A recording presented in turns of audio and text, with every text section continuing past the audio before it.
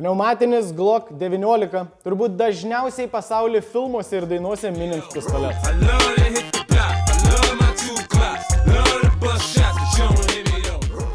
Labai dažnai žmonės klaus, kuom 19 skiriasi nuo 17 Glocko, tai skiriasi dviem pagrindiniais dalykais - rankenos ilgiu ir vamzdžio ilgiu. Kadangi tai pneumatinis ginklas, vamzdžio ilgis jums nėra tiek svarbus, bet rankenos dydis svarbus. Ir dėl savo šiek tiek trumpesnės rankenos jis puikiai tiks tiem, kas turi mažus arba vidutinius delnus. Jis šaudo standartiniais 4,5 mm BB šratukais, kurių į jo dėtuvę sutalpinsit apie 16.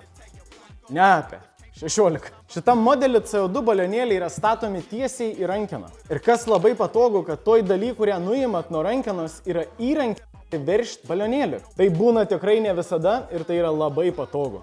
Šitas Glockas turi neslankėjančią spyną, tai jums leis padaryti daugiau šūvių su to pačiu CO2 balionėliu. Plus tai numuša jo kainą iki 100 KM 9. Ar jau sakiau, kad pneumatiniam nereikia leidimo? Labai daug kas galvoja, kad pneumatiniam reikia leidimo, bet jiem reikia tiesiog 18 metų. Daug kas galvoja, kad Glockai yra kažkokie stebuklingi ginklai, jokios magijos Glockose nėra. Taip paprastai šnekant, Glockai yra ginklų pasaulio Passatai. O ką gali pasakyti apie Passatą, tai kad jis tikrai padarys savo darbą. Šitą Glocką ir žymiai daugiau trumpų pneumatinių ginklų rasit mūsų parduotuvėse Vilniuje ir Šiauliuose. Iki malonaus.